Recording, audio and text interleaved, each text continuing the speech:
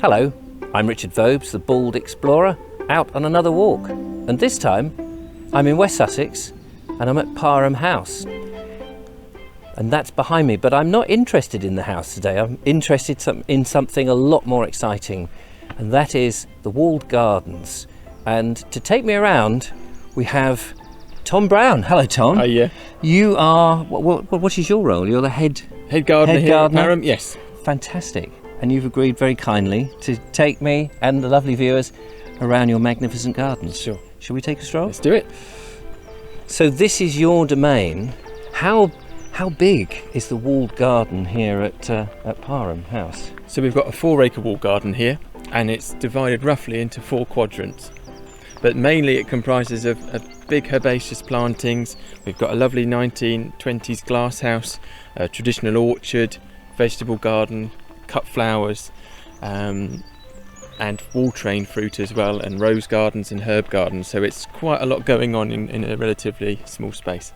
So we're taking a walk through a whole load of beautiful plants here on one of your what do you call it, herbaceous borders? Yes, this is one of our main borders. This is our entrance border, and this was originally designed in the 1980s, and the idea was that it had a plum and gold colour palette. So over the years we've modified that, and we've now got a border that performs really from May right the way through till October.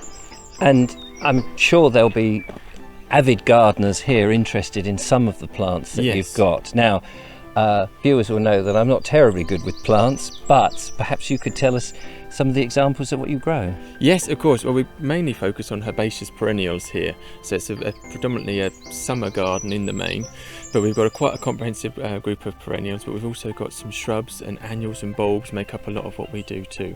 And I notice you have an area where people can actually buy the plants. Presumably that's what they see here they can purchase. Yeah, very much. The nursery that we have here is linked to the garden, so everything that a lot of things that you see in the garden hopefully will have a specimen that you can take home and enjoy from the nursery here. How rewarding is that?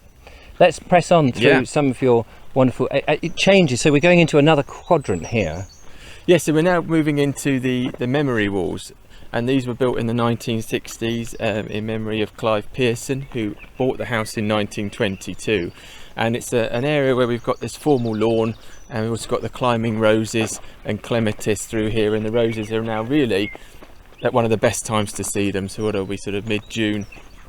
Great time for roses, and they're quite small, compact roses, so they're suitable for this sort of size and scale of wall. And at the end of the memory walls, we've got these lovely old apple trees. Particular favourite of mine on the right hand side is the Bramley apple, which tends to be biennially bearing, so it fruits beautifully one year and then has a bit of a rest year. But this year it's doing particularly well, and the blossom is unreal, and it's almost worth growing for the blossom alone. Oh wow.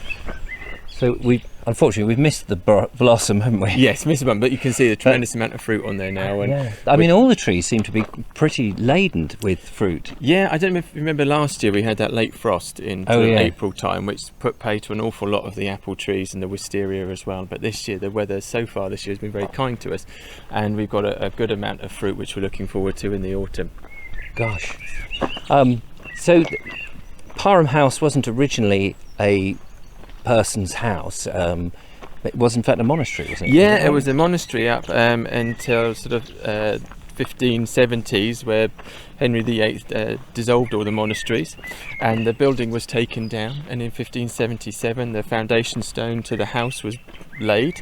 And traditionally, at that time, you often got a young child to do it. So I think it was one of the children of the families that owned the house laid that foundation stone, and it was built in the tremendous building that you see today. But we think that the garden predates the house, because we think it would have been where the monks grew a lot of their vegetables and their fruit when it was a active monastery. And so that tradition here in the fruit garden seems, is this part of the orchard we've just moved into? A lot of trees with orchards. Yeah, so we're now into the what we call our sort of nuttery, where we've got a lot of the cobnuts and the hazelnuts that are growing here. So the tradition of growing is continuing, which very much, and I think you can feel that and sense that. And what's quite interesting about Parham, I think, is that sort of atmosphere and that magic that you can also sense. A lot of tranquility. Yes. And where we're standing now, it's wonderful to think that people have been growing things in this space for hundreds of years. Hundreds of years. a lot of the grass here is quite wild, Yeah. and that's a deliberate thing, isn't it? Yeah, the idea, if you look at the surroundings where we are, I mean, we've got the downs and the beautiful Sussex countryside that sort of envelops the whole garden and the estate. So we're very much trying to sit at ease with our surroundings. So if we were an incredibly formal and formulaic garden, I think it wouldn't work so well. So we try and emulate that kind of wildness that we've got around us in our planting. So with the long grass, you get the spring bulbs that come up, and then we allow the grass to grow amongst the bulbs, and then we'll cut the grass down early July time, and then take it down and keep it cut for the rest of the season. But it will have quite an informal, relaxed feel about it when visitors come to see the gardens here. And you compare it to other local gardens like West Dean, where they're very sort of formal and got their rows and linear groups of vegetables. Quite a different feel with the gardens here. Yeah. Oh, and I suppose that gives you reason to go and visit lots of different gardens, because they're not all the same. That's it, and I think that people are really sort of getting turned off now by that formulaic approach to gardens, where you've got visitor centres and gift shops everywhere. The idea is that if you can make a garden unique and very much absorb what the place is all about, I think that's what makes a garden successful in the longer term.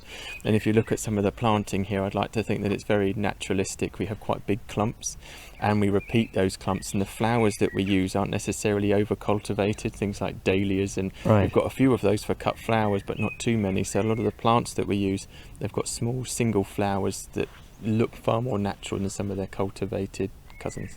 I imagine because we're on mainly chalk here, is it mainly chalk, or We're sit on green sand Green here. sand, It's a yes. funny area. We get quite a lot of extremes with our soils, but we sit on a very free draining, hungry green sand.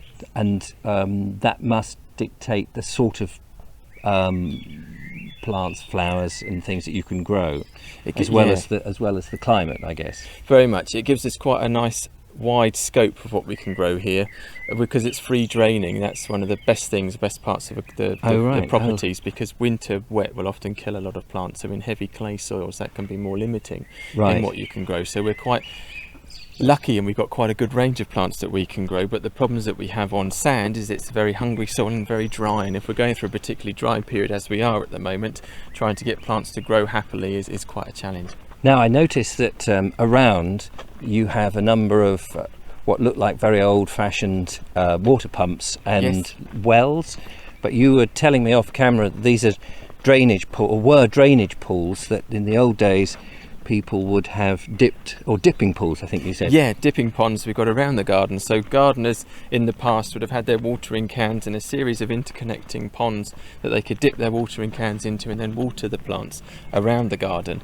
But those ponds were connected by terracotta pipes, and obviously over the years they've perished and deteriorated. So now, rather than go through the upheaval and the expense of having to put lots of new plastic pipes throughout the garden to maintain that feature, we've actually treated them as isolated water features, so we can still see how they were used, and we preserve them in their appearance in the way they would have been, but they're more ornamental features nowadays. And actually we're just passing one of those.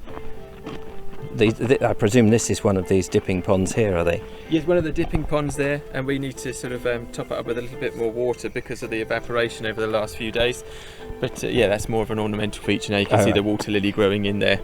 And the frogs often quite like to see us in the spring as well. And talking of frogs and wildlife, I mean, I can hear bees buzzing around. It must be a haven for insects and that sort of thing here, and a delight for you to see all that pollination going on. Yeah, again it's the sort of the palette of plants that we use are particularly attractive for bees and butterflies, and this place is absolutely alive in the summer with pollinating insects. A lot of studies have been shown to say actually these sort of cultivated plants, things like the catmint, are really beneficial for bees just as much as the native flora is. So having a big border like this is incredibly useful for the insect population locally, and the long grasses that we saw earlier are very good for butterflies too. So it very much works in harmony with the surroundings rather than fighting everything with chemicals and other means. Yes, absolutely. Well, Tom, we've run out of time, but we're going to have a second look at the gardens, and we're going to start in the orchard and find out all about the orchard in our next video. So for the moment, Tom, thank you so much. Pleasure. It's been absolute pleasure. Do join us again in the second one, but until then, Goodbye.